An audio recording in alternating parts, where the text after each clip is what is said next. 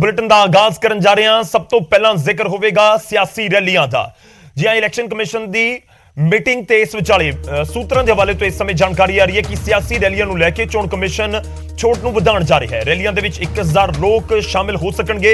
ਇਹ election commission ਦੇ ਵੱਲੋਂ ਤੈਅ ਕੀਤਾ ਗਿਆ। ਹਾਲਾਂਕਿ ਆਫੀਸ਼ੀਅਲ ਤੌਰ ਦੇ ਉੱਤੇ ਅਨਾਉਂਸਮੈਂਟ ਅਜੇ ਬਾਕੀ ਹੈ। ਸੋਰਸਿਸ ਨਿਊਜ਼ 18 ਪੰਜਾਬ ਦੇ ਦੱਸ ਰਹੇ ਨੇ ਕਿਉਂਕਿ ਪਹਿਲਾਂ 500 ਲੋਕਾਂ ਨੂੰ ਰੈਲੀ ਦੇ ਵਿੱਚ ਆਉਣ ਦੀ ਇਜਾਜ਼ਤ ਸੀ, ਜੋ ਹੁਣ ਵਧਾ ਕੇ 1000 ਕੀਤੀ ਜਾ ਰਹੀ ਹੈ। ਤਾਂ ਪਹਿਲਾਂ 500 ਦੀ ਇਜਾਜ਼ਤ ਸੀ ਤੇ ਹੁਣ 1000 ਦੀ ਇਜਾਜ਼ਤ ਕਰ ਦਿੱਤੀ ਜਾਵੇਗੀ ਆਫੀਸ਼ੀਅਲ ਤੌਰ ਦੇ ਉੱਤੇ। ਕੁਝ ਸਮੇਂ ਦੇ ਵਿੱਚ ਹੀ ਜੋ ਉਮੀਦ ਕੀਤੀ ਜਾ ਰਹੀ ਹੈ ਕਿ ਆਰਡਰਸ ਆ ਜਾਣਗੇ। ਇਹ ਆਊਟਡੋਰ ਦਾ ਅਸੀਂ ਜ਼ਿਕਰ ਕਰ ਰਹੇ ਹਾਂ। ਇਨਡੋਰ ਜੇਕਰ ਕੋਈ ਰੈਲੀ ਕਰਦਾ ਜਾਂ ਫਿਰ ਕੋਈ ਇਕੱਠ ਕਰਦਾ ਹੈ ਤਾਂ 500 ਲੋਕ ਉੱਥੇ ਆ ਸਕਣਗੇ ਤੇ 20 ਲੋਕਾਂ ਦੇ ਨਾਲ, ਕਿਉਂਕਿ ਪਹਿਲਾਂ ਜਦੋਂ ਇਲੈਕਸ਼ਨ ਦੀ ਅਨਾਉਂਸਮੈਂਟ ਹੁੰਦੀ 8 ਜਨਵਰੀ ਨੂੰ, ਉਸ ਸਮੇਂ 5 ਲੋਕਾਂ ਦੇ ਨਾਲ ਡੋਰ ਟੂ ਡੋਰ ਕੈਂਪੇਨ ਦੀ ਇਜਾਜ਼ਤ ਸੀ। ਉਸ ਤੋਂ ਬਾਅਦ ਵਧਾ ਕੇ 15 ਜਨਵਰੀ ਨੂੰ ਇਲੈਕਸ਼ਨ ਕਮਿਸ਼ਨ ਨੇ 10 ਲੋਕਾਂ ਦੇ ਨਾਲ ਡੋਰ ਟੂ ਡੋਰ ਕੈਂਪੇਨ ਨੂੰ ਇਜਾਜ਼ਤ ਦਿੱਤੀ ਤੇ ਹੁਣ 20 ਲੋਕਾਂ ਦੇ ਨਾਲ ਡੋਰ ਟੂ ਡੋਰ ਪ੍ਰਚਾਰ ਕੀਤਾ ਜਾ ਸਕੇਗਾ। ਇਸ ਸਮੇਂ ਜੋ ਜਾਣਕਾਰੀ ਮਿਲ ਰਹੀ ਹੈ, ਅਹਿਮ ਖਬਰ ਹੈ, ਇੱਕ ਰਾਹਤ ਭਰੀ ਖਬਰ ਜ਼ਰੂਰ ਹੈ ਜਿਹੜੀਆਂ ਸਿਆਸੀ ਪਾਰਟੀਆਂ ਤੇ ਉਮੀਦਵਾਰ ਨੇ, ਕਿਉਂਕਿ ਉਹ ਲਗਾਤਾਰ ਸਵਾਲ ਚੁੱਕ ਰਹੀਆਂ ਸੀ ਕਿ ਆਖਿਰ ਅਸੀਂ ਲੋਕਾਂ ਤੱਕ ਪਹੁੰਚ ਕਿਵੇਂ ਕਰੀਏ। ਔਰ ਪੰਜਾਬ ਦੇ ਵਿੱਚ 20 ਤਰੀਕ ਨੂੰ ਵੋਟਾਂ ਪੈਣ ਜਾ ਰਹੀਆਂ ਨੇ ਤੇ ਉਸ ਤੋਂ ਪਹਿਲਾਂ 10 ਫਰਵਰੀ ਤੋਂ ਦੇਸ਼ ਦੇ ਵਿੱਚ ਜਿਹੜੇ 5 ਸੂਬੇ ਨੇ ਜਿੱਥੇ ਇਲੈਕਸ਼ਨ ਹੋ ਰਹੇ ਨੇ ਉੱਥੇ ਵੋਟਾਂ ਦੀ ਪ੍ਰਕਿਰਿਆ ਸ਼ੁਰੂ ਹੋਣੀ ਹੈ। ਉੱਤਰ ਪ੍ਰਦੇਸ਼ ਤੋਂ ਸ਼ੁਰੂ ਹੋਣ ਜਾ ਰਹੀ ਹੈ 10 ਤਰੀਕ ਨੂੰ, ਫਿਰ ਉਸ ਤੋਂ ਬਾਅਦ 14 ਫਰਵਰੀ ਨੂੰ ਦੂਜਾ ਗੇੜ ਹੈ ਵੋਟਾਂ ਦਾ, ਜਿਸ ਦਿਨ ਉੱਤਰ ਪ੍ਰਦੇਸ਼, ਗੋਆ ਤੇ ਉੱਤਰਾਖੰਡ ਦੇ ਵਿੱਚ ਇਲੈਕਸ਼ਨ ਹੋਣੇ ਨੇ, ਯਾਨੀ ਕਿ ਵੋਟਾਂ ਪੈਣਗੀਆਂ। ਉੱਤਰ ਪ੍ਰਦੇਸ਼ ਦੇ ਵਿੱਚ ਦੂਜਾ ਗੇੜ ਹੋਏਗਾ। ਉਸ ਤੋਂ ਬਾਅਦ 20 ਫਰਵਰੀ ਦਾ ਦਿਨ ਆਉਣਾ ਹੈ ਜਦੋਂ 20 ਫਰਵਰੀ ਦੇ ਵਿੱਚ ਪੰਜਾਬ 'ਚ ਵੋਟਾਂ ਪੈਣੀਆਂ ਨੇ ਤੇ ਨਾਲ ਹੀ ਉੱਤਰ ਪ੍ਰਦੇਸ਼ ਦਾ ਵੀ ਇੱਕ ਰਾਊਂਡ ਹੋਵੇਗਾ। ਅਲੱਗ-ਅਲੱਗ ਗੇੜ ਦੇ ਵਿੱਚ ਉੱਤਰ ਪ੍ਰਦੇਸ਼ ਦੇ ਵਿੱਚ ਵੋਟਾਂ ਪੈ ਰਹੀਆਂ ਨੇ। ਤਾਂ ਇਲੈਕਸ਼ਨ ਕਮਿਸ਼ਨ ਲਗਾਤਾਰ 15 ਦਿਨ ਬਾਅਦ ਆਪਣੀ ਰਿਵਿਊ ਮੀਟਿੰਗ ਕਰਦਾ ਹੈ ਤੇ ਰਿਵਿਊ ਮੀਟਿੰਗ ਤੋਂ ਬਾਅਦ ਇਹ ਫੈਸਲਾ ਕੀਤਾ ਜਾਂਦਾ ਹੈ ਕਿ ਹੁਣ ਅੱਗੇ ਕੀ ਹੋਏਗਾ। ਜਦੋਂ ਇਲੈਕਸ਼ਨ ਅਨਾਉਂਸ ਕੀਤੇ ਗਏ ਪੂਰੇ ਤੌਰ ਦੇ ਉੱਤੇ ਪਾਬੰਦੀ ਸੀ ਕਿ ਨਹੀਂ ਕੋਈ ਰੈਲੀ ਕੀਤੀ ਜਾ ਸਕਦੀ, ਸਿਰਫ ਡੋਰ ਟੂ ਡੋਰ ਪ੍ਰਚਾਰ ਕਰਨ ਦੀ ਇਜਾਜ਼ਤ ਸੀ। 15 ਤਰੀਕ ਨੂੰ ਜਿਹੜੀ ਰਿਵਿਊ ਮੀਟਿੰਗ ਹੋਈ ਉਸ ਦੇ ਵਿੱਚ 100 ਲੋਕਾਂ ਦੇ ਨਾਲ ਇਜਾਜ਼ਤ ਦਿੱਤੀ ਗਈ ਕਿ ਤੁਸੀਂ ਕਰੋ ਇੰਡੋਰ ਰੈਲੀ। ਕਰੀਬ 300 ਲੋਕਾਂ ਨਾਲ ਉਸ ਨੂੰ ਵਧਾ ਕੇ ਫਿਰ 500 ਕੀਤਾ ਗਿਆ। ਡੋਰ ਟੂ ਡੋਰ ਕੈਂਪੇਨ ਦੇ ਲਈ 10 ਲੋਕ ਕਰ ਦਿੱਤੇ ਗਏ ਤੇ ਹੁਣ ਜੋ ਇਸ ਸਮੇਂ ਜਾਣਕਾਰੀ ਆ ਰਹੀ ਹੈ ਕਿ ਇਕੱਠ ਦੀ ਤਾਦਾਦ ਵਧਾ ਕੇ 1000 ਹੁਣ ਕੀਤੀ ਜਾ ਰਹੀ ਹੈ। 1000 ਲੋਕ ਸ਼ਾਮਿਲ ਹੋ ਸਕਣਗੇ। 500 ਲੋਕਾਂ ਦੀ ਥਾਂ ਹੁਣ 1000 ਲੋਕਾਂ ਨੂੰ ਇਕੱਠਾ ਕਰਨ ਦੀ ਇਜਾਜ਼ਤ ਹੋਏਗੀ। ਸੋਰਸਿਸ ਫਿਲਹਾਲ ਇਹ ਜਾਣਕਾਰੀ ਦੇ ਰਹੇ ਨੇ।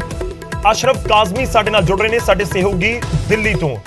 अशरफ, जानना चाहेंगे आपके पास क्या कुछ जानकारी इलेक्शन कमीशन के नए आदेशों को लेकर, गाइडलाइंस को लेकर, क्योंकि अभी सोर्सेज के हवाले से खबर है, और कब तक ये औपचारिक तौर पर अनाउंसमेंट कर दी जाएगी जो भी इलेक्शन कमीशन के डिसीजंस है?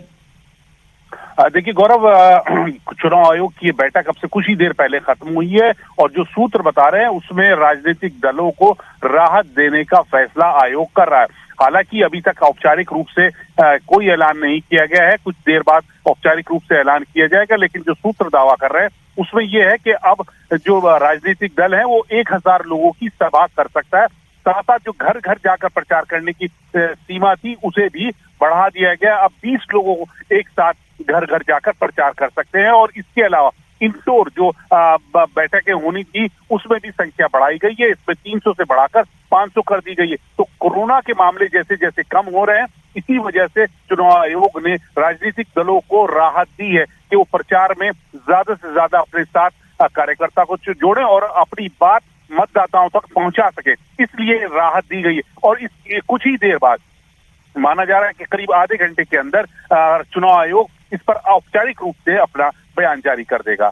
गौरव, ठीक है अशरफ, धन्यवाद हमारे साथ जुड़ने के लिए, इस पूरी जानकारी के लिए। अशरफ काजमी सानू जानकारी दे रहे हैं दिल्ली तो, किते कह रहे हैं कि अगले अद्धे घंटे ਦੇ ਵਿੱਚ ਆਰਡਰਸ ਆ ਜਾਣਗੇ। ਤਾਂ ਇੱਕ ਵੱਡੀ ਰਾਹਤ ਵਾਲੀ ਗੱਲ ਲਾਜ਼ਮੀ ਤੌਰ ਤੇ ਪੋਲੀਟੀਕਲ ਪਾਰਟੀਆਂ ਦੇ ਲਈ, ਉਮੀਦਵਾਰਾਂ ਦੇ ਲਈ ਹੋਏਗੀ ਜਿਹੜੇ ਡੋਰ ਟੂ ਡੋਰ ਕੈਂਪੇਨ ਹੁਣ ਤੱਕ ਕਰ ਰਹੇ ਸੀ। ਕਿਸੇ ਪਿੰਡ ਦੇ ਵਿੱਚ ਜਾ ਕੇ 2-3 ਪਿੰਡਾਂ ਦੇ ਲੋਕ ਇਕੱਠੇ ਕਰਕੇ 500-700 ਹਜ਼ਾਰ ਦਾ ਜੇਕਰ ਇਕੱਠ ਕੀਤਾ ਜਾਂਦਾ ਹੈ ਤਾਂ ਫਿਰ ਉਸ ਦੇ ਉੱਤੇ ਵੀ ਇਲੈਕਸ਼ਨ ਕਮਿਸ਼ਨ ਦੀ ਹੁਣ ਤੱਕ ਨਜ਼ਰ ਹੈ। ਪਰ ਇਹ ਲਗਾਤਾਰ ਜ਼ਿਕਰ ਕੀਤਾ ਗਿਆ ਜਿਹੜੀਆਂ ਸਿਆਸੀ ਪਾਰਟੀਆਂ ਤੇ ਉਮੀਦਵਾਰ ਨੇ ਉਹਨਾਂ ਦੇ ਵੱਲੋਂ ਕਿ ਲੋਕਾਂ ਤੱਕ ਪਹੁੰਚ ਕਰਨੀ ਮੁਸ਼ਕਿਲ ਹੈ। ਤੁਸੀਂ ਡੋਰ ਟੂ ਡੋਰ ਹਰ ਇੱਕ ਪਿੰਡ ਦੇ ਵਿੱਚ ਜਾ ਕੇ, ਕਿਉਂਕਿ ਇੱਕ ਹਲਕੇ ਦੇ ਵਿੱਚ ਬਹੁਤ ਪਿੰਡ ਹੁੰਦੇ ਨੇ, ਕਰੀਬ 200, ਕਈ ਪਿੰਡਾਂ ਦੇ ਵਿੱਚ ਉਸ ਤੋਂ ਵੀ ਜ਼ਿਆਦਾ ਨੇ, ਕਈ 150 ਪਿੰਡਾਂ ਵਾਲਾ ਹਲਕਾ ਹੈਗਾ, ਸ਼ਹਿਰੀ ਆਬਾਦੀ ਹੁੰਦੀ ਹੈ, ਤਾਂ ਲੋਕਾਂ ਦੇ ਘਰ ਘਰ ਤੱਕ ਪਹੁੰਚਣ ਦੀ ਜਿਹੜੀ ਸਮਰੱਥਾ ਉਹ ਲਾਜ਼ਮੀ ਤੌਰ ਤੇ ਉਹਨਾਂ ਦੇ ਵਿੱਚ ਨਹੀਂ ਹੋਏਗੀ। ਹਰ ਇੱਕ ਘਰ ਤੱਕ ਪਹੁੰਚਣਾ, ਕਰੀਬ 1.5-2 ਲੱਖ ਵੋਟਰ ਹੁੰਦੇ ਨੇ, ਉਹਨਾਂ ਤੱਕ ਪਹੁੰਚ ਕਰ ਪਾਣਾ ਮੁਸ਼ਕਿਲ ਲਾਜ਼ਮੀ ਤੌਰ ਤੇ ਇਸ ਕਰਕੇ ਇਕੱਠ ਕੀਤੇ ਜਾਂਦੇ ਨੇ, ਵੱਡੀਆਂ ਰੈਲੀਆਂ ਕਰਦੀਆਂ ਨੇ ਪਾਰਟੀਆਂ। ਇਸ ਵਾਰ ਉਹ ਤਾਂ ਨਹੀਂ ਹੋ ਰਹੀਆਂ, ਪਰ ਛੋਟੇ ਇਕੱਠ ਜ਼ਰੂਰ ਹੁੰਦੇ ਹੋਏ ਨਜ਼ਰ ਆ ਰਹੇ ਨੇ। ਕੁਝ ਹੀ ਪਲਾਂ ਦੇ ਵਿੱਚ ਜਾਣਕਾਰੀ ਮਿਲ ਰਹੀ ਹੈ ਕਿ ਅਗਲੇ 15 ਤੋਂ 20 ਮਿੰਟ ਦੇ ਵਿੱਚ ਅਫੀਸ਼ੀਅਲ ਤੌਰ ਦੇ ਉੱਤੇ ਵੀ ਇਲੈਕਸ਼ਨ ਕਮਿਸ਼ਨ ਦੇ ਵੱਲੋਂ ਇਹ ਆਰਡਰਸ ਜਾਰੀ ਕਰ ਦਿੱਤੇ ਜਾਣ।